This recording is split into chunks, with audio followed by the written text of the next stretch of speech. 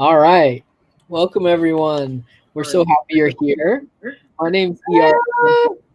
I'm here with Julie Murphy and Cassandra Clare, and we're really excited to see folks chiming in the chat from all over the world. Lots of Argentinians, which is wonderful. Lots of folks from everywhere chiming in. So if you haven't let us know where you're watching from, feel free to say hello.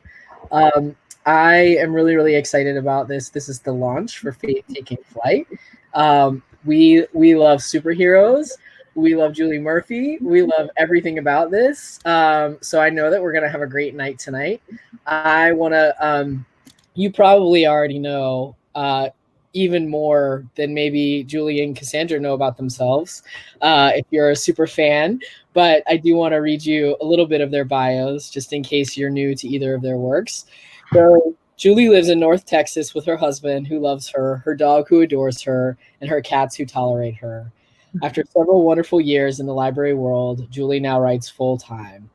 She is the #1 New York Times bestselling author of the young adult novels Dumplin, which is also now a film on Netflix, Puddin', Ramona Blue, and Side Effects May Vary. Dear Sweet Pea is her debut middle grade novel, and we're here tonight to celebrate Faith Taking Flight. She's here being interviewed by Cassandra Clare, who hopefully you know very well because she's written, what would you say, 23 books? Yeah, I think that's about right. It's like a small library. Written ones. I told Cassie that I was not going to say every book because we'd be here all night. But Cassandra Clare was born to American parents in Tehran, Iran, and spent much of her childhood traveling the world with her family, including one trek through the Himalayas as a toddler, where she spent a month living in her father's backpack. She lived in France, England, and Switzerland before she was 10 years old. She found books as a way to find familiarity. Her first professional writing sale was a short story called The Girl's Guide to Defeating the Dark Lord. Cassie hates working at home alone because she always gets distracted by reality TV shows and the antics of her 2 cats. So she usually sets out to write in local coffee shops and restaurants. I'm sure we're going to hear more about how your writing life has changed in the pandemic. I don't know if you're writing more at home these days or not. So we're thrilled to be here, and you have a new book coming out pretty soon in September. So we can pre-order that book as well. I'm going to put the link to pre-order in the chat. There's a link to buy Faith Taking Flight down in the middle. So if you don't have it yet, we have signed copies ready to go, as well as awesome posters. So we want you to go ahead and order that, and we'll send it right out tomorrow morning. You should get it by the end of the week. And I think that's everything. So I'm going to get out of the way and let y'all have a wonderful conversation. If folks have questions, please put them in the Ask a Question area at the bottom of the screen, and we'll make sure that they get answered. All right. Please welcome Julie and Cassandra Clare. Thank you. Did I just echo really bad for you? I hope that stops. Okay, yeah, I felt like I was about to be taken aboard a spaceship. If you hear it again, I feel like I'm like...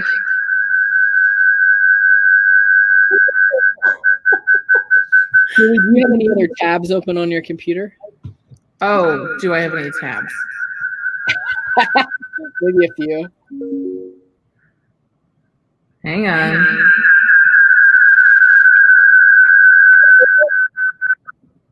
I don't think it's me. I'm going to make sure I don't have any extra tabs open. Everyone's like, well, that was exciting. Okay, is that better? Yes. You did. Yeah, I'm a woman of many tabs. That was highly embarrassing. I too, but I was like, why would they suddenly be acting up? Oh, well, I mean, yeah. Let's not worry about it. Let's talk about your book. So, I'm a big fan of your work, and obviously you exploded onto the scene with Dumplin, which I was very excited to get a copy of because yay, plus size heroines, and we'll talk about that. But I just wanted to kind of ask about Faith because this is a very different kind of book than the ones you've written before, and I was wondering what attracted you to a super heroine origin story. Yeah. So for those that don't know, Faith Herbert is a Valiant Comics character. And so they had approached me a few years ago about writing a YA origin story for her.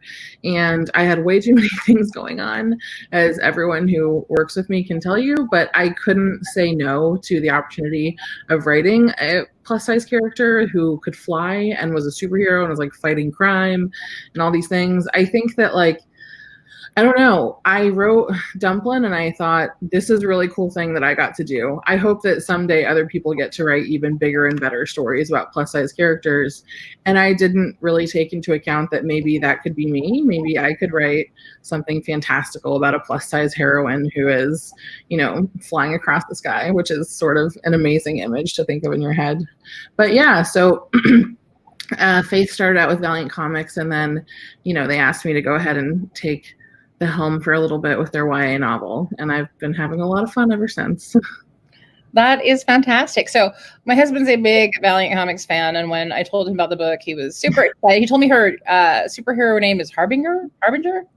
So the group of superheroes that she's in is called Harbinger, and then her own. So Faith is really unique within the Valiant world, in that no one in the Valiant world has a superhero name or a superhero costume or anything like that. But Faith is such a fangirl at heart that that was one of the things I want to ask you about. Yeah, when she gets the ability to fly and realizes that she's got this superhuman ability, she decides that no, this is my dream come true. In a way, it's also a little bit of a nightmare, but in a way it's a dream come true. And why wouldn't I have a superhero identity and a homemade costume that someday evolves into a much cooler costume? But she's very, very into the idea of being a superhero. So one of the fun things about Faith is that she is this fangirl, right? She's like super aware, sort of a pop culture. And one of the love interests in the book is a celebrity from a TV show. So is there a real world kind of hint about who that celebrity or that TV show might be? Yeah. So in the book, the celebrity's name is Dakota Ash, and they're on this show called The Grove. And The Grove is sort of imagine a mashup of X-Men, Degrassi, and Riverdale, all combined. That's what I imagine The Grove to be. And then, when I think of, she's too old to be a YA character now, but when I think of Dakota, I think of someone like Ellen Page, a little bit, a tomboy aesthetic, but still female identifying and identifies as a lesbian. So that's really what I was thinking of, I guess, when I was. That is very cool. Very dreamy. How much did you draw from the original comics, and what did you kind of want to add into the story yourself? So I sat down and looked through all of the Faith material that they had, and some of it, because some of these things were written in the 90s and early 2000s, so some of it was a little bit outdated and didn't necessarily reflect 2020 values, I guess. So there were some things that we wanted to change and sort of change the direction of a little bit. In the comics, there's never any mention of Faith potentially being bisexual, but that's something that she's discovering and dealing with as a teenager. So I just really wanted to bring Faith into 2020 a little bit and have I guess my own iteration of her. But the team at Valiant was so incredible in creating a whole timeline for me of the rules that it Faith's big major milestones in her life. And we sat down and we talked about very specific things that were really important to keep in the book for consistency. So yeah, I think that I consumed as much of Faith as I could, but when it came time to write the book, I just sat there with this little timeline Bible they gave me, and that's really all I worked on, or all I worked with when I had the book, or when I was writing the book, because I didn't want it to become too much of I don't know, just a replica of what had already been done. I wanted to create a new version of Faith in a way. So when you were a teenager, did you ever want to have a superpower? Obviously, but my superpower would have one now. We all want to have one, but when you were a teen, was there one? I mean, when I was a teenager, I probably wanted to read minds. Like, that's all I wanted to know. Like, I just wanted to know, like, who had a crush on me? Like, like, what do you think of me? Like, I think that would have made, I think it would have made my teenage years easier, but also miserable at the same time. I don't know. What about you? Did you ever dream of?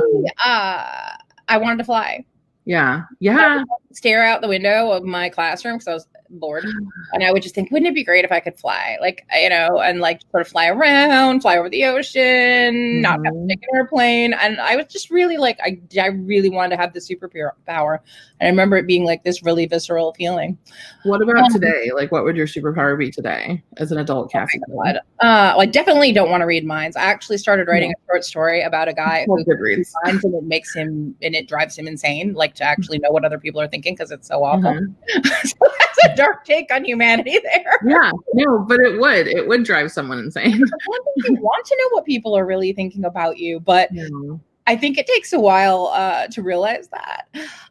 Now I think I would want to be able to be invisible. I can totally see how that would work. Can you imagine just like strolling around like a convention, like just doing whatever you wanted and like not like. I was thinking bank heist, but yes, that too. Okay, well, bank heist too. But I mean, like, when people go places with you, you cause a little bit of a scene, Cassie. Like, not in a bad way, but like, it's got to be hard to like move through a convention floor for you or something like that. I mean, have you ever been recognized in public? Like, had somebody be like, "Oh, I know who you are." Yes, and it's not ever at a good time. I always look terrible. Like, no matter what, I haven't washed my hair and I look like crap. Yeah. But the only time, I would have to say my favorite time was when I was with my mom, and she was so excited. She like hurled herself at this stranger and like was like, "I'm her mom." It's happened once with my mom too, and my mom like could not stop talking about it. She was obsessed. Right, exactly. It's so much more fun for the people that are with you. Yeah. Okay, I'm going to go down to the questions that people have asked us. Actually, I did want to ask you something. So we've both written plus size female characters, and I'm actually moving it from writing a series where my plus size girl is one of a group into the book where she's the main. And so I'm really excited about it. And I'm just wondering how do you feel responses have been? Because definitely I've had a lot of like interesting different responses to writing that kind of character. I mean, of course, even starting with Dumplin, like I've had like some negative responses in some ways. There's this one very specific story I tell about I was teaching at a university, and this like very stuffy looking professor stood up and asked me, "How does it feel to be promoting the obesity epidemic?" And I just said, "It feels great," because what else do you say in a moment like that? I mean, right? It's such a rude question that you're just like, okay, you can respond with a GIF.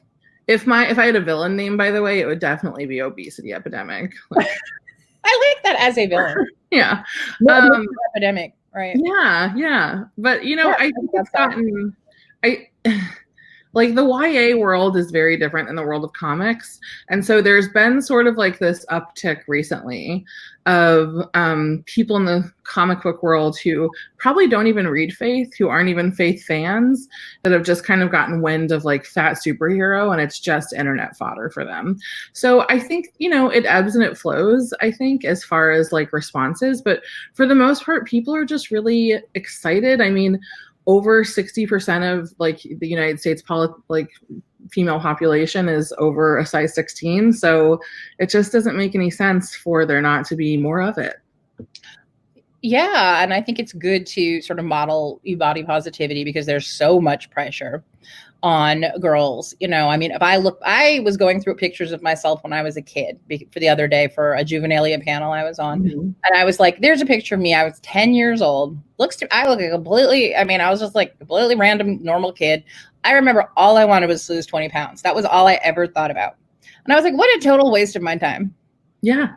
I could have being 10 years old, you only get that once. I could have been having a fantastic time. I could have been doing all this awesome stuff. And all I was focused on, also, that was like a fourth of my body weight.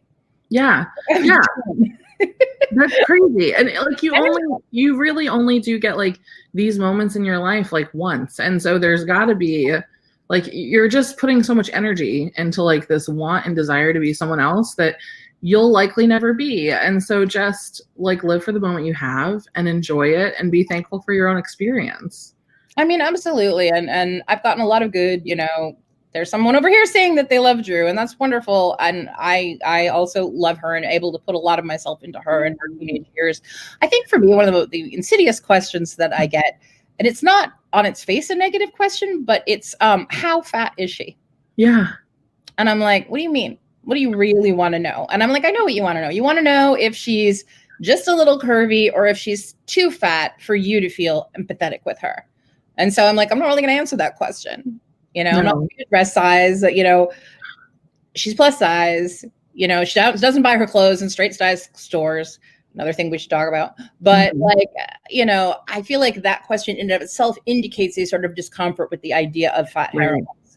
And so it's something that I kind of want to be unspecific about. Yeah. But, like one of the things I love about like the cover of Faith is Takes Flight is she's fat. Yeah. You know? And that's something that we worked really closely with the designer and the artist. You know, we definitely went through multiple rounds of like, what is Faith going to look like? And I finally sent them like pictures of plus size influencers who I like and follow. And I said, like, she needs more ass. She needs more belly. Like there's not enough, you know what I mean? Like we really need to think about like, this isn't, I think that there's, you know, there are all kinds of plus size people out there. And so what you're talking about being like non-specific, I think it's a great thing, but I think we also need like those highly specific moments of representation so that we know that like, this isn't just a size 16 plus size person we're talking about, or a size 14. We're also talking about people who are size 24, 28, a size 30, like, you know, moving on up from there just because your size is larger and you're not the person who like that, your body size isn't the type of body size that is chosen to be like the plus size model doesn't mean that like these books can't speak for you or that they shouldn't speak for you. Yeah, I think there's a real importance to that. Right? I mean, I think either of us would count like want to amplify like a picture of one of our heroines looking skinny. Yeah. And you never want to tell that story that I got told so many times when I was a kid about a girl who is fat and then she loses weight and she's happy. Because that shouldn't be the only way, like that shouldn't be like the path to redemption. The only possible character arc is like for you to lose weight and at that time when you lose weight and redemption yourself. Like that's not, I don't know. It's not how real life works. No. So somebody has a super cute question, which is, they have complimented us both on our style and they want to know where to get great plus size clothes. So I actually would love to know. Yeah, your brain anyway. So what would you say? So like the one plus size store I can shop at and literally not even have to try anything on. I could probably pack like all their clothes in a suitcase on a vacation and just like straight out of the box it'd be fine. Is Torrid. I just always have so much luck with them. It's such an easy fit for me at all times. I think and one that we both really love is Ishakti probably. You can customize. I'm wearing right now. Yeah. Oh, mine too. How funny. Sponsor me. Hashtag sponsor me. I'm just kidding. I know, right? Please. So I really love them. I love Eloquy. I love ModCloth is another fun one. I love ModCloth, but I have a hard time because I'm so tall, and so I feel like a lot of their dresses are so short. The dresses are so short on me, but they're so cute. I still order them and try them, but it's always a little short for me. I love Universal Standard. It's one of my favorites right now. Yes. Yeah. I love Universal Standard. Oh, I love Universal Standard, and I think it's something people don't know about as much as they know about, like, say, Lane Bryant or something like that. Right. They have really great basics that are in really, really nice like fabrics that are well constructed. Yeah. You learn to be clever, you know, if you love clothes and you are plus size. All the labels Julie's talked about, I like as well. And also, but I've learned, I mean, one of the things for me is that I've learned to become friendly with having a tailor or somebody who will adjust my clothes. Yeah. Because a lot of times I'll see like a really cute dress, or I'll see a dress, say I see a dress and they don't make it in my size. I'll buy 2 of them and I will give them to a tailor and have them kind of make the one larger dress out of the 2 dresses. And so you kind of have to be like kind of interestingly creative. I bought stuff, made to measure stuff from Each Acti, where you just put in your measurements and the clothes are made for you. There's a couple Etsy stores that do that same stuff. There's a store called Jibri, Jibri, that does really cool, fun, funky dresses. You did your Dumplin premiere dress. What? I wore a Hebrew dress for my Dumplin premiere. Nice. That's so awesome. Oh my God. And I do some of my own dress designs too. Like I'll like sort of go through vintage dress catalogs and I'll pick, a dress and I'll kind of like sketch out what I want and I'll buy the fabric. And then I have a friend who is a seamstress and she will make them up for me. So my premiere dress for the Moral Instruments movie was custom made, as was my wedding dress, because I was like, I want the exact dress that I want. And those options for plus size girls are not as, broad as they should be. So I'm going to I didn't want a white wedding dress. So once you're like, I've out of white wedding dresses, that's already a smaller category. And if you're plus size, it's an even smaller category. So I was like, I'll get the exact dress that I want. And then, I feel like when you're plus size, you don't feel like you have to wear either. I feel like there's 2 things they make for plus size women: the giant tent and the weirdly sexy dress. You just want something between. You're like, it's either like, here's a big tent or here's a really booby dress. And, I'm like, plus size ladies are sexy. They got great curves and all that. But sometimes we just want to go to the store and not in a red velvet sheath. Right. I'm like a vintage like dress girl anyway. So that would not be my style. So you're always so cute. I love that picture you posted the other day of you, I think at the pool, and you had this amazing like swim cap. Was that you with the flowers? No. Oh, but it was someone who I follow. Oh, it looked like it. I'm gonna send a link to you for her because she's this amazing French blogger. She's so cute. I want to be her. I follow a lot of. I mean, I would also say. Oh no! Did we lose Cassie? Is it just me talking? It is just you talking, but you keep talking and I'll get. Hi. We'll keep talking until we get the Cassie back. I think that if I had to guess, Cassie was probably going to say that if you are looking for a little bit of dose of body positivity, you should probably just start following plus size bloggers and people who look like you. The more that you have to feed your brain the things that you want, that your brain needs to see and wants to see. And if your brain is constantly seeing bloggers who are on like the 90-day diet crash, whatever, like cleanse, then that's what you're going to consume. That's what you're going to think that you need to be. So follow lots of plus size people. Sorry, my cat managed to leap on my computer and turn it off. Okay, I'm going to go down to the ask a question. Okay. But yeah, I do think like filling your brain with like beautiful images of plus size people is always really great. Yeah, I agree. Okay. Let's see. So here, what is the weirdest thing a fan has ever asked you to autograph?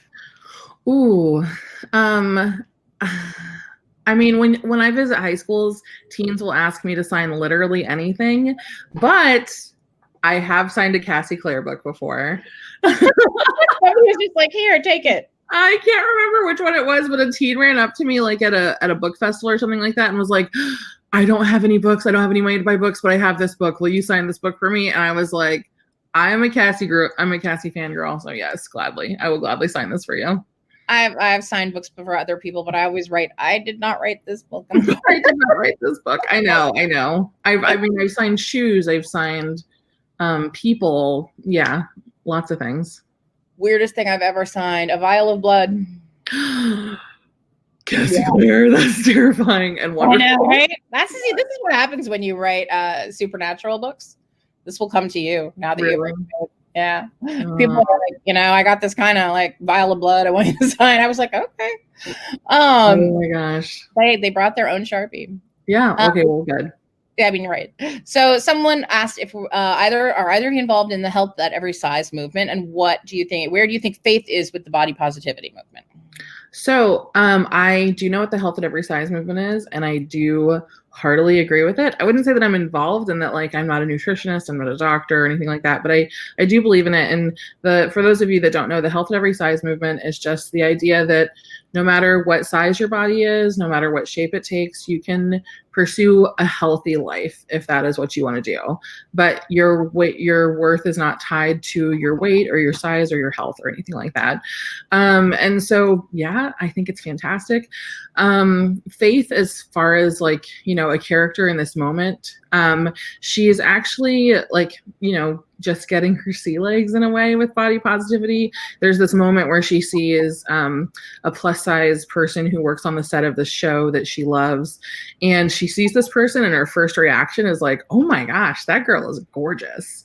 And then she's sort of taken aback for a moment when she realizes, like, that girl kind of looks like me. Like, oh, maybe I can also think that I'm gorgeous. So I think that she's still in her early days yet. But I think that, you know, being able to do all these incredible things with her body is definitely helping her to see the value in herself. I mean, I agree with you 100%. I love the Health at Every Size movement. I think it's really important. I think especially because when you are fat, a lot of times if you have health concerns, they will be dismissed by a doctor who will just tell you to lose weight, even if whatever is wrong with you has literally nothing to do with your body weight. Even if you're getting a flu shot. Yeah. I mean, I once went to the doctor who went like terrible pain and was told it was because I was overweight and I must have hurt my back. And I had 3 broken ribs, actually. And so I didn't get treated for them until I wound up in the emergency room. And it's that kind of incredibly, and I also switched doctors because, but like, it's that kind of institutional bias that the Health at Every Size movement is pushing against. And it's also really great because it's saying, you know, I mean, a lot of times when you are overweight, you're treated as if you must not exercise. And that's ridiculous. I mean, I swim, I hike, I run 40 minutes every day. I'm like, I do exercise, you know, and most of the people I know who are also fat also do. And so it's, I think, been really good to have this Health at Every Size movement because it puts emphasis on being healthy and moving around. And so there's been a big explosion in providing, for instance, activewear for plus size women, which was something that I had a really hard time finding. And I used to have to kind of bootleg it, you know, and now you can get lots of great, you know, different brands are making like stuff for you to work out in, which is fantastic. Yeah. Because they're not assuming that you must not. Right. So yeah. Okay. Let's see what else we have here. Oh, can Julie tell us anything else about Pumpkin and how she decided on the idea to write that for next summer? Ooh. So Pumpkin, for those of you that haven't heard, is the 3rd and final Dumplin book. It will be out next summer. I think we're shooting for May, but please don't quote me on that. And so that is, there's not a whole lot I can say. It's a male protagonist, I can say that. And it has a lot to do with prom. It's a character that we have not yet met, but who will be closely tied to this group of friends that you've become acquainted with in Puddin' and Pumpkin. And we should have a cover reveal soon. And it's, you know, super gay. Awesome. Somebody said, I just want to drop a thank you to you both for writing relatable plus size characters. I feel like Drew is the younger me down to her love of horror flicks. Oh. Yeah. And I also had that great love of horror flicks when I was that age. And people, and has a fan ever inspired a character is the question. Ooh. I don't think I wouldn't say a fan, but I think that, well, I mean, yes and no. There's not any like one character inspired by one single person, but for sure there have probably been things at some point in time that a fan has done, even just very quickly at an event where I've been like, well, that's a funny quirk. I'm gonna use that in a book or something like that. But others are magpies. Yeah. You have a fun, cool name or an interesting thing, you know, like quirk. Yeah. Yeah, pretty much. Yeah, I would say not a specific fan, but definitely fan requests have pushed me towards, you know, different kinds of characters. Somebody actually was asking me why Rafael in the books is from Argentina. It's because I had so many fans write to me from Argentina over the years. Yeah, I think a lot of them are here. Hello, Argentina. Hi, Argentina. I kind of wanted to give a piece of, you know, representation there. The same with Christina and her family. I had been in Mexico. I'd done an event for like 1,000 people, and everybody was saying, you know, would you write a Mexican character? And I was like, yeah, I mean, there's no reason not to. I should do that. So definitely fan requests have worked out into me writing certain kinds of characters sometimes, but I think that the thing is I don't know, and I would be curious about you, Julie. I rarely base a character on one person. Usually it's pieces of lots of different things that are mushed together. Yeah. I mean, I can only think of one character that I've ever really based on one person, and I probably shouldn't fess up to that because he's a local business person and I don't like him very much. So someone's asking me if Drew will be the main character of the Wicked Powers, and I feel like I should answer that because we've been talking about her. Like Cordelia, Emma, Clary, Tessa. It's more like Cordelia kind of, yes, the protagonist, but sort of shares co-protagonisting duties. So she is one protagonist and her brother Ty is the other. So we kind of have the two of them, but she's definitely the forefront female character in that book series. Okay, so someone asked, how is Dexter? That's my dog. Oh, okay. How is Dexter? He's doing just fine. He's locked away in a bedroom currently because my neighbors are working on their yard, and that's like prime barking time. So someone asked us both if there is a genre that we would like to write that we haven't gotten a chance to write yet. Yeah, I think that, you know, I would like to do, I guess superhero books are like supernatural, but I think I would like to do something a little more supernatural with like a, you know, witch vampire kind of thing. But also I definitely want to write an adult book and a picture book one day. So yeah. I'm working on my first adult book now, which is really fun. And so that's kind of cool to be able to change over to that genre. I would like to write horror. Yes. Something really scary. I love horror and like gross things happening. I love horror so much. It's my favorite movie genre. It's like my favorite book genre outside of romance.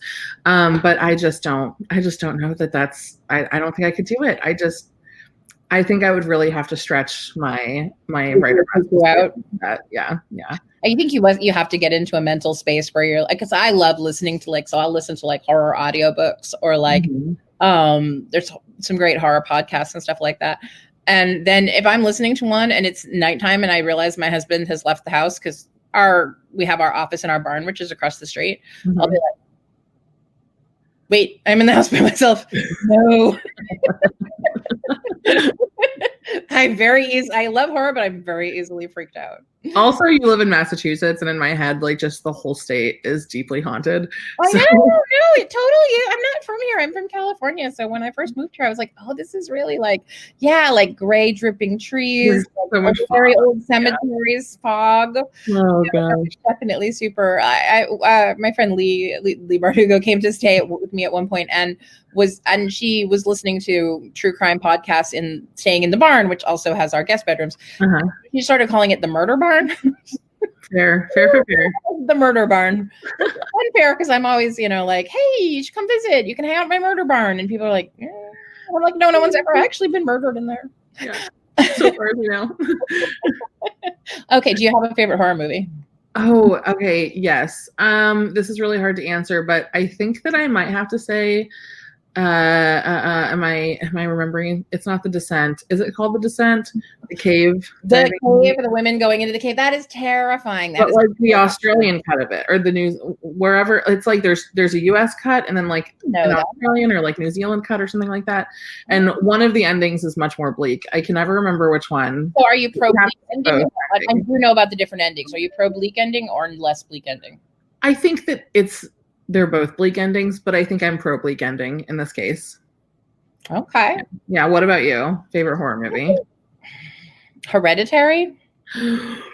Really messed me up, and also has all these awesome like twists and like little clues in it. And I love being able to go back and watch something a second time and be like, oh, now I see all this stuff I didn't see the first time. I was very late to the Midsummer Game, but I just watched it like 2 weeks ago, and I'm obsessed. I've just been walking around, everyone going, or however she does it. Like,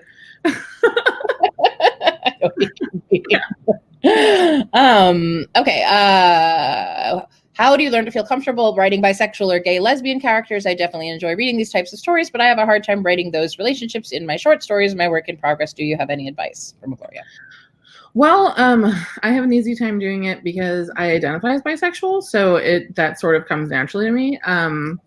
But I think that giving yourself license to do that is really important. And I think that especially if you identify as queer in some way, allowing yourself to write queer characters, I think is something that you're having to deal with in a personal way, and not just, I'm trying to think of a good way to word this, and not just as a writer. So I think that if you're identifying as queer and you're having a hard time writing queer characters, it might be because you have some kind of like internalized personal bias about your sexual identity that you might have to deal with. And that's a really unfortunate and hard thing to have to deal with. But the good news is a great way to deal with it is through writing and through just exercising those muscles.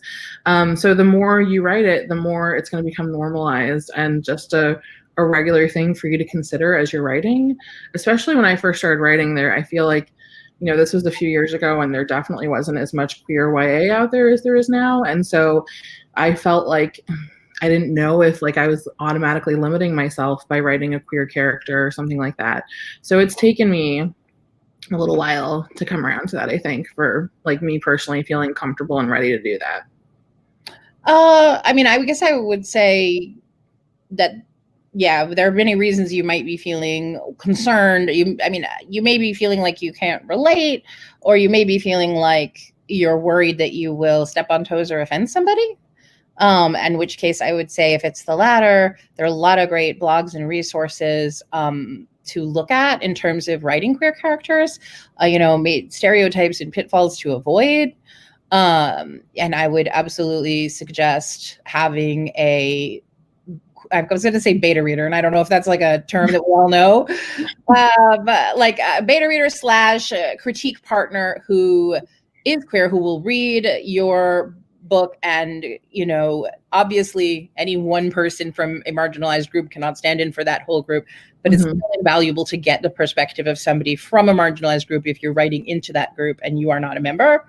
Right. So like, I would definitely recommend having someone that you can talk to. I had multiple people read City of Bones when I first wrote it for Magnus and Alec, and, you know, have continued to do that. Whenever I'm writing outside my own experience, I'd have somebody, you know, either whether it's, Magnus and Alec. I know.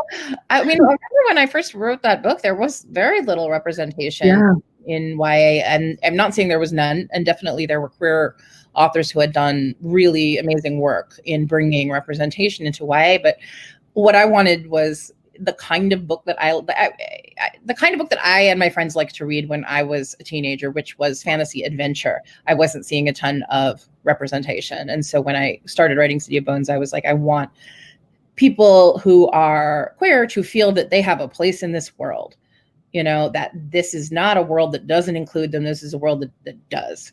And so I think if it may be helpful to you to kind of think when you are writing that way, I want to make people of this group feel welcome in my world. So let's see. Somebody said, when you tell a story from multiple perspectives, how do you decide which part of the story is told by each character? Interesting question. I have a couple books that have multiple points of view, and I think that when I think about what scenes are important to tell from which point of view, I have to think about how it's going to affect this character's character arc. Witnessing this scene or narrating this scene, how that's going to like greatly impact their journey and where they go. So I guess that's my first question to myself. Yeah, I mean, for me, because most of my books are multiple perspective, I just think who has the most interesting perspective on this scene. You know, like who's the most emotionally affected here, and therefore I generally try to give the scene to that person. Sometimes that's not possible. They're off somewhere else fighting a demon, or, you know, something like that. But then I'll try to figure out, you know, still who is in the scene, you know, who has sort of skin in the game, and what's their sort of, connection to what's happening. So Julie, I actually don't know the answer to this, so I will just ask you, what is your writer story? How did you get published? Oh, okay. So I am a former librarian, Woo! and at the time, let's see, I was like, new at my current job, and I was working with teenagers, and we started a like NaNoWriMo club for the month of November, National Novel Writing Month. For those who don't know what it is, the goal is to just write 50,000 words in a month on a book or on a story, on whatever. And so I was trying to get my teens to participate in this. And so I decided that if I'm going to try to get them to do it, I should also do it. And I'd had like the little bit of the writing itch for a while. But that was really what sealed the deal. And so, I started writing for National Novel Writing Month. And I also became incredibly obsessed at the time with this book that some of you might have heard of called Twilight. And I think, there's a lot of valid criticism out there about Twilight, but at the heart of it, it's about a sparkling vampire, which I can get behind. And I think that Twilight was the thing that made me feel like writing was accessible to me. It was the thing that made me feel like, this lady wrote this book about a sparkling vampire, and if she can do that, maybe I can write a book that maybe a few people will read. And so between National Novel Writing Month and Twilight obsession, I, like in a fever dream, basically wrote this book, my first book, Side Effects May Vary. So yeah, I think I answered the question, sort of. Yeah. Yes. Yeah. Yeah, you totally did. I think, we all often have books that we started but didn't finish. So really the question is always like, your first book is the one that you finished. Yeah. I definitely have many failed attempts in the trash can prior to that, and also failed attempts since then. So you never stop failing. Like, it never, ever stops. So just get used to it. Get comfortable failing, because it's going to keep happening. Right. Until it doesn't. Right. Okay. So somebody has reported on a thing about me, which is totally true, which is that I often write while watching television. I do too. Okay, I was curious if you do too, and whether you're watching anything right now. Okay, I totally do. The easiest thing for me to write to is usually just like HGTV or something like that.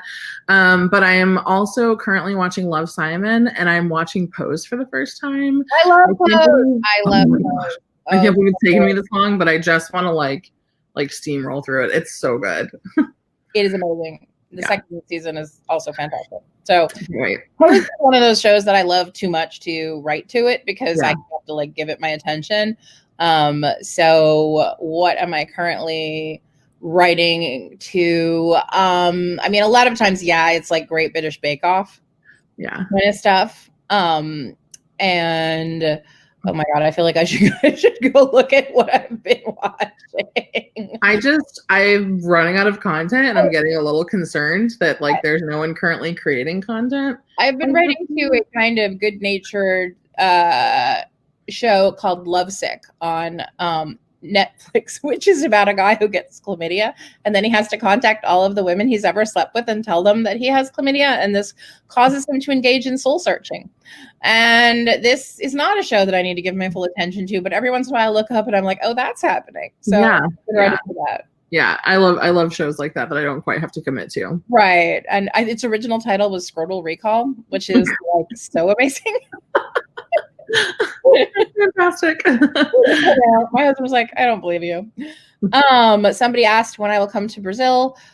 Oh man. I will come to Brazil this year. When will we go anywhere? I know. I'm sure Julie has places that she was supposed to go as well. I know that I am incredibly sad not to be basically able to go anywhere. This is the most amount of time that I've spent at home in about 20 years.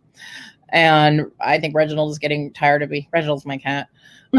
And one of the, but yeah, I will come to Brazil as soon as I possibly can come to Brazil. And as soon as it is safe for me to come to Brazil and safe for all of you guys to gather, I will come. I love being in Brazil. I had a great time the last time I was there. I mean, what about you? I know you've had some canceled travel plans. Anything major? Yeah. Well, this whole tour. Yeah. Oh man. I know. Yeah. Yeah. Mine for Lost Book of the Light, which comes out in September, also canceled. It's a weird feeling, isn't it? It's super weird. I have so many airline credits right now because like all those flights for so many different things have been canceled at this point, that when all of this is done, I'm doing all the traveling because I have a ton of airline credits.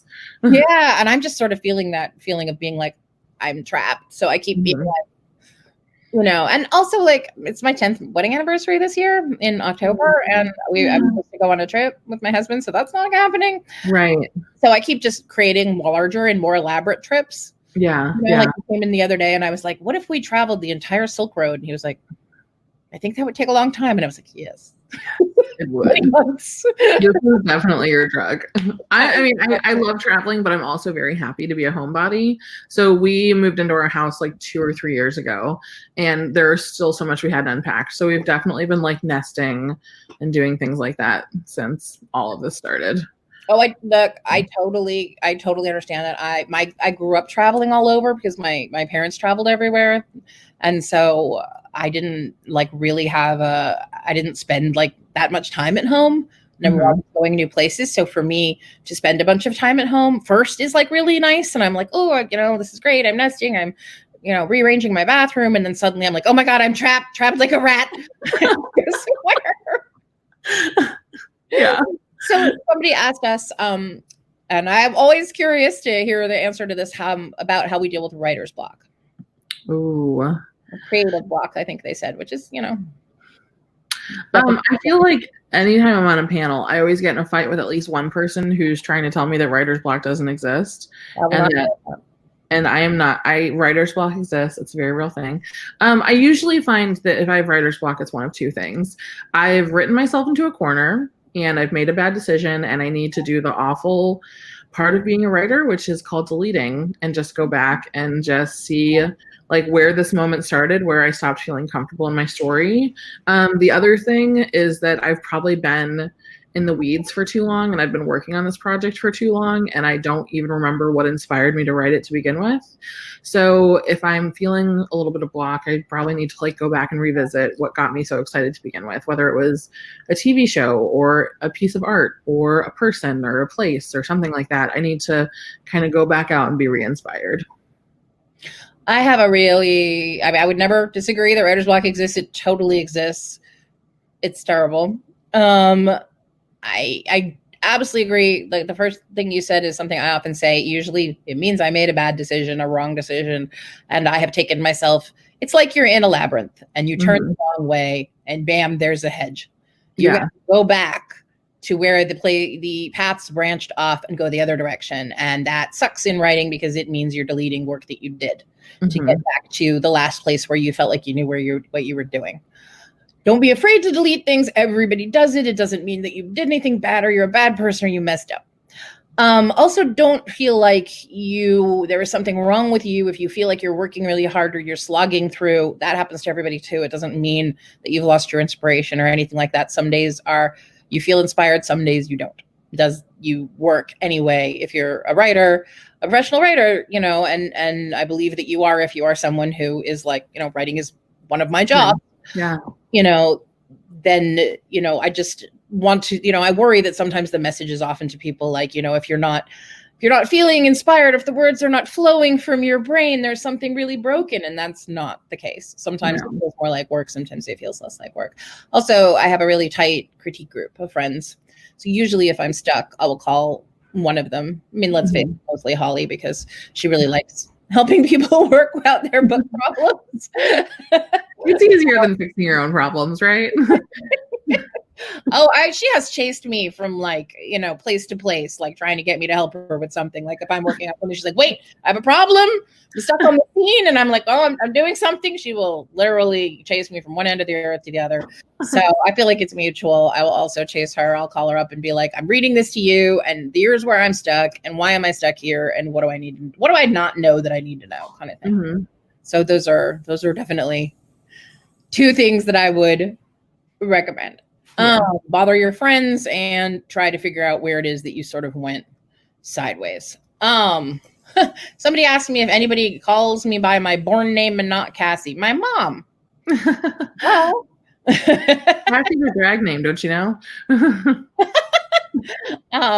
Favorite podcast at the moment, and are either of you watching I'll Be Gone in the Dark on HBO? Excellent question. Ooh, I have not watched that yet, but I really, really want to. My favorite podcast is always She's All Fat. It's always one of my favorite go-tos that I listen to on the regular. If you know nothing about body positivity, the first season is a great place to start. And they're a good follow on the social meds. Is that what the kids say? Social meds? I don't know. I don't know what they say. I think I just said that. Someone's making fun of me out there somewhere. I always come to this stuff really late on Twitter, and I'm like, what does that mean? Yeah. Okay, so definitely echo that podcast rec, and I'm listening to one called Behind the Police that is a really extensive look at police and police violence and follows the entire history of American policing from the very beginning all the way up to now. It's 6 parts. It's pretty brutal, but it's, I think, really good and important information, a ton of which I did not know. That one's on my list too. Yeah, no, it is really good. Okay. Let's see. Julie, happy book birthday. If you could foster any animal, what animal would you foster? I would definitely foster a raccoon. We have 3 baby raccoons right now that are like living in my husband just said behind the police is amazing. He agrees. Sorry. That's Ian, my husband. But so we have these 3 little baby raccoons that just showed up on our doorstep the other night. And I thought, like on our Ring video doorbell thing, I thought it was a cat. And so I made my husband run outside to get it. And he went outside and realized that no, it's 3 baby raccoons.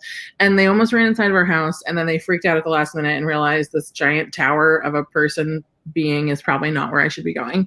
So our neighbors are going to kill us. But we've been feeding them cat food every day. And I think something happened to 2 of them, but one of them is still going strong and he's visiting us every day for his cat food. If he eats my cat food, maybe he won't get into their trash. I don't know. They're going to kill me. I'm really sorry if any of my neighbors are watching this. Okay, so somebody asked favorite recent read. Ooh, I am currently, okay, so I just, before this deadline started that I'm currently on, I listened to, or I read You Should See Me in a Crown by Leah Johnson. It's a debut. It's so good. So good. I get mad when debuts are that good because I know, you're like, come on.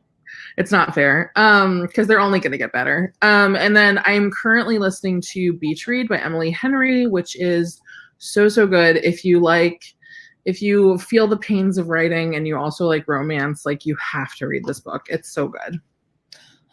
I was just reading, and I'm not totally finished with, but feel safe recommending Priory of the Orange Tree, which is a queer feminist epic fantasy.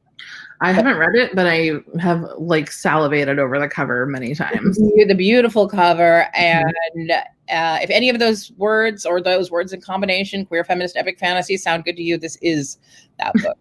Yeah, I love it. Okay, let me quickly go down to the questions. Somebody wants to know which of the horror movies my grandfather made is my favorite. My grandfather was a horror movie director. And I remember that. It is sort of a weird fact.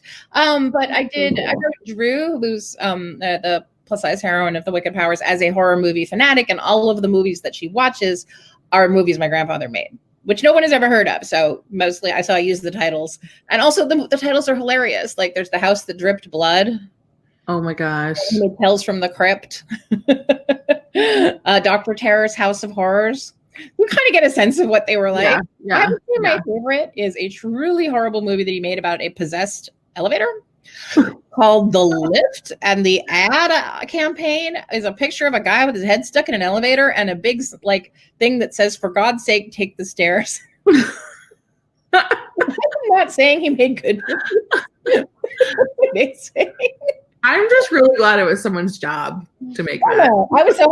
So whoever had to come up with that, I just hope that they did really good. Yeah.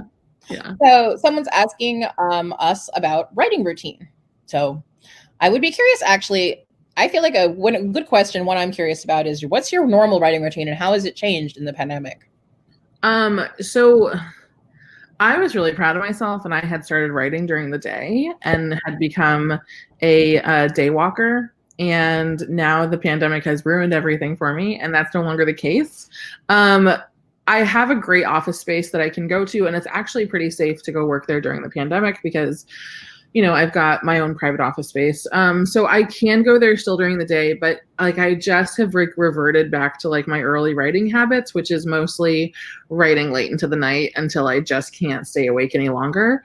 And normally I don't write every day, but I am writing 3 books this year, which is a choice that I made. One I made as well. Yeah. And so, yeah. So that's what I'm doing. And the thing that has saved my life and helped me keep all of my projects in order is Pacemaker. You've never heard of Pacemaker? Yes, I love it. I love it so much.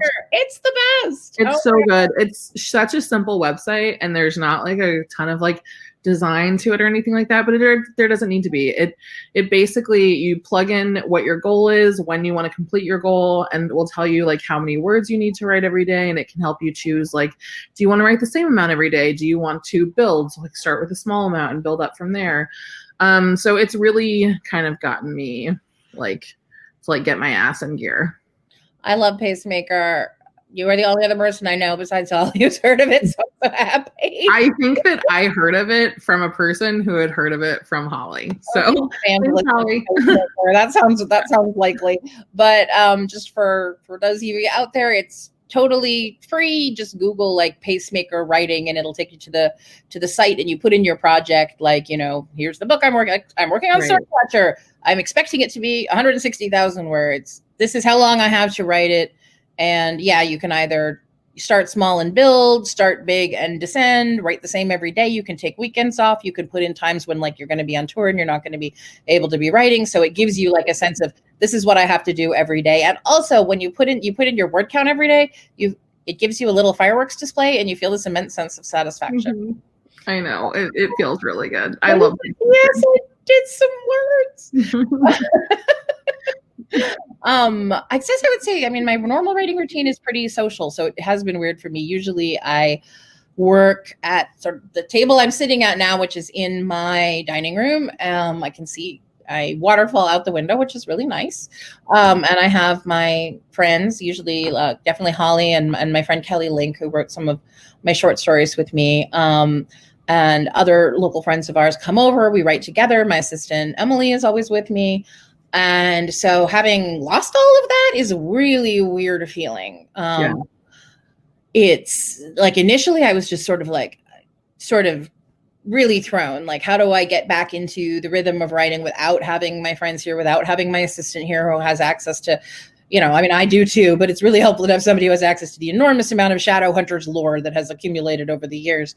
So I Zoom with her all day, every day, usually. So I'll sit here and I'll have like one thing open here with the Zoom and I'll work. And since in Massachusetts, they've been lifting restrictions, I'm still being really careful. I really feel like that's just the smart way to be. And there are also people in my life that are pretty vulnerable. My mom and my husband's parents who are older all live, near us, and we do the grocery shopping for them and whatnot. So I just want to be really careful. Something I think a lot of us can understand.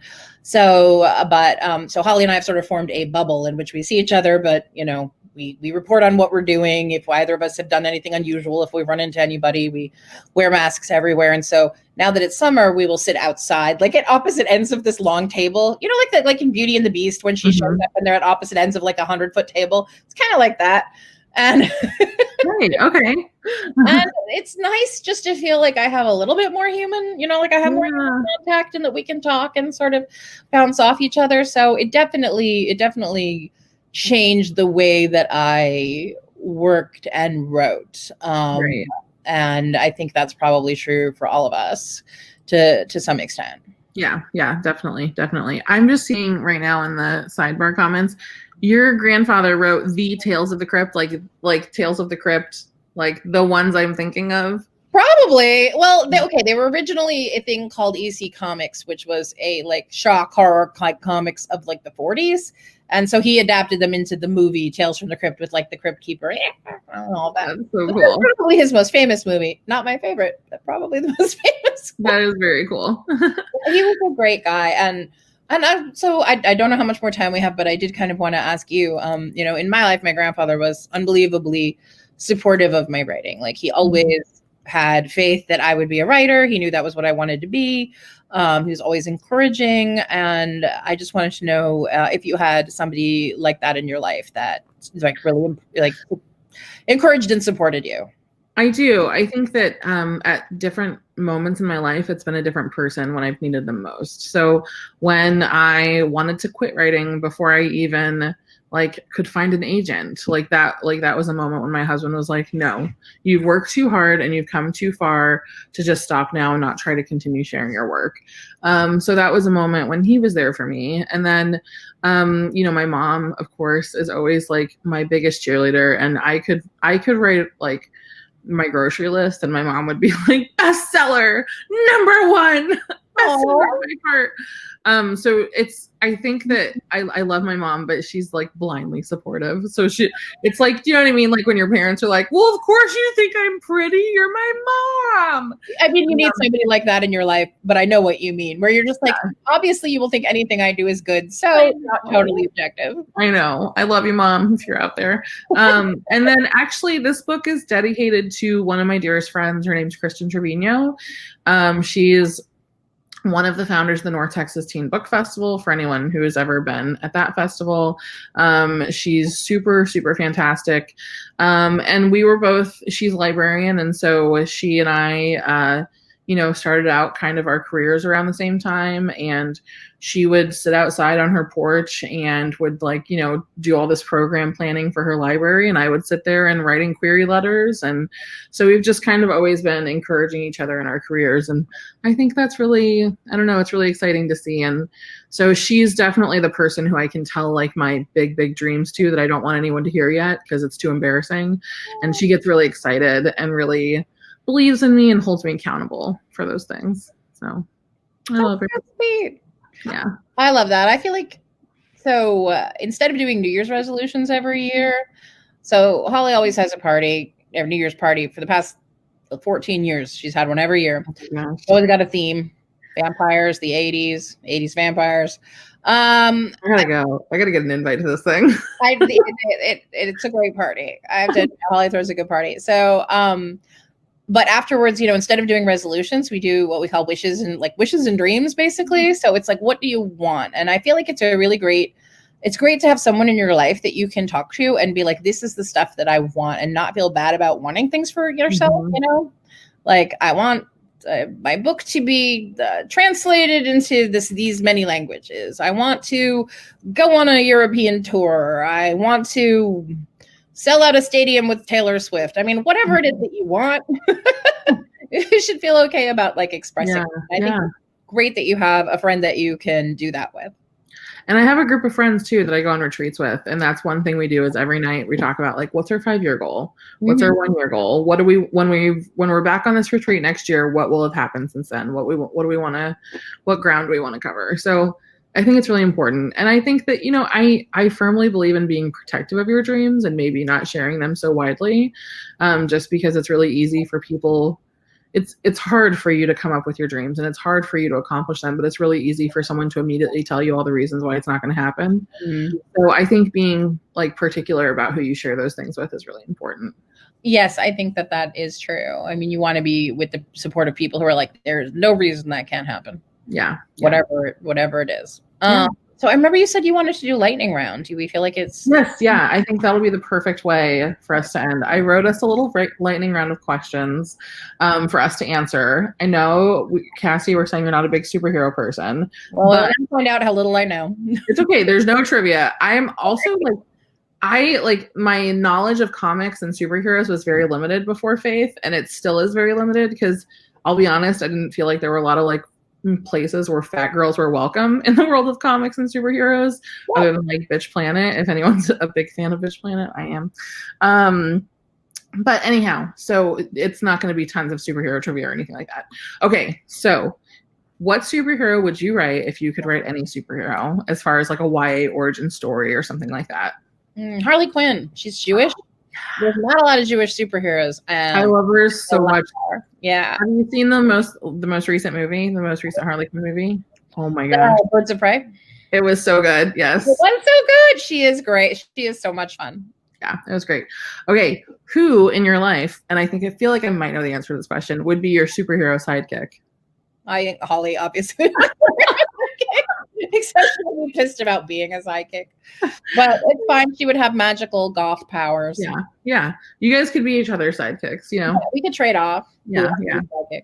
I think we've already talked about this, but flying or invisibility, do you know which one you would choose? It's interesting because you did pick the two ones that I was interested in. Someone in the comments, though, said teleporting.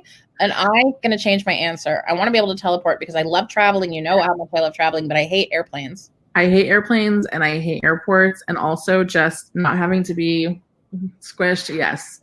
Teleporting. Okay. Cape or no cape? Like, you want a cape for the dramatics, but also a hazard, perhaps? Wait, I'm not the only person answering lightning round. Do you have a cape or no cape? Oh, I mean, I'm here for the fashion moment. I definitely want a cape. Like, if I run and trip, then it wasn't meant to be. I wasn't meant to catch him. Oh man, yeah, the cape is really dramatic. Actually, I would like. I have an option for a hooded cape, like with a hooded cape. That's the Cassie Clare choice. You can do a velvet, like kind of a gold velvet kind of. All right, I'm gonna get you into it. Yeah. Okay. And then my good friend Natalie C. Parker and Tessa Grattan helped me come up with this one. Oh, Natalie and Tessa. I love them too. I made to France with me once and helped me with a book. They're the best. I would like to go to France with them. That would be so much fun. It was really fun. They said it was one of like the best retreats ever. They had so much fun on that. Okay, which element would your superpower come from if you had to choose like an elemental superpower? Water. I loved water. I love swimming. I grew up near the ocean. I went swimming every day. So definitely water baby. What about you? Yeah, I am definitely a water baby too. Like, yeah, it has to be water. I would literally just live in like a small shack if it meant that I could have a pool. Like I just need the pool. I am really upset that no one has come up with some kind of like floating laptop, waterproof laptop situation. I would be in the pool all day. I would be a freaking raisin. Yeah, no, I mean, when I said like I could see a waterfall out my window, it's not a coincidence. I want to be where I can see water. Yeah. And I shouldn't have saved this question for last, but here we are. Batman or Superman? Batman, because he has to work for it. Ooh, I asked my husband this question, and he said Superman because Batman's just a rich white guy.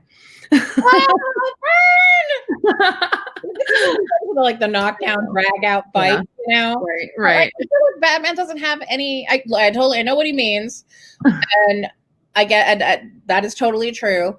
But I do feel like Batman, like, you know, does not have any superpowers, right? Everything. That's incredible that he can like accomplishes all these things without superpowers. Yeah, he doesn't have superpowers, whereas Superman has he is so super powered that in fact, I think it is incredibly difficult to come up with a villain that can like do battle with him because he is so powerful. I'm gonna get highly specific here and say that Lego Batman. He's so emo. I know, I love him. I love him so much. Well,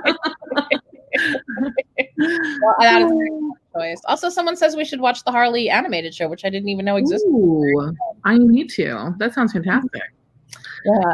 I think that was probably our last question. It for us, right? Yeah. I mean, probably I should. Yeah. My husband to eat dinner. So I guess I don't know if want to plug your book popping back in, but oh hi, there you are. I just wanted to mention that if you guys, the book doesn't technically come out till tomorrow, so if you order tonight, it's considered a pre-order, and you can submit your receipt at epicreads.com/faith. I hope that I got that right. I guess I could probably type it in here too. And you can still get a Faith lapel pin if you do that tonight. Nice. And all orders from Charis also come with a special poster, limited edition poster. And all the books are... I've been saying Charis this whole time and no one has corrected me. I'm the worst. No, it's all good. You're in great company with people. But it's Charis, like charismatic. That's awesome. Yeah, so put in your order. There's a little teal button down at the bottom. Just hit that. It will take you right to the page. And as Julie said, you can submit your receipt to epicreads.com and get your special pin. All orders really help. We report to the New York Times, so it's a great way to make sure that we want to make this book hit the New York Times bestseller list. So let's do it. Please share this event with any friends that you think would love to know about it. So it's going to be immediately available. Like as soon as we close it out, you can share it and rewatch it at the same address that you watched it.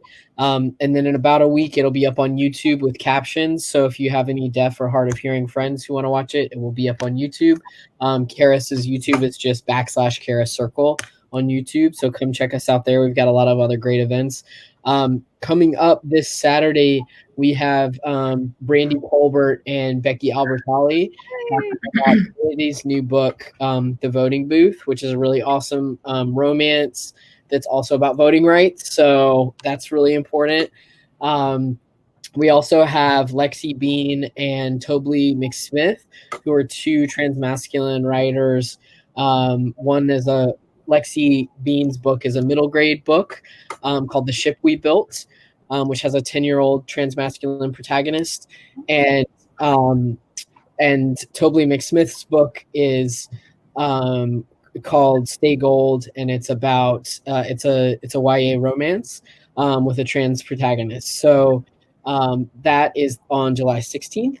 We would love for y'all to come back for those as well. So they're all on Charis's homepage. We're doing a really fun summer of a lot of great YA launches.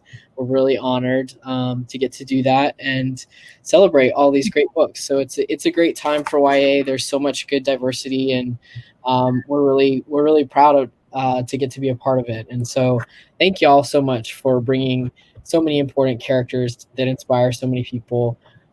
It's really just reading the chat and seeing how many people feel seen because of the work that you do. It really means a lot. So thank you for this wonderful evening, and thank you all for watching and being with us at home. And until next time, stay safe. Thanks for bringing us here. Thanks, Julie. Thanks, Bye, guys. Thanks, CR.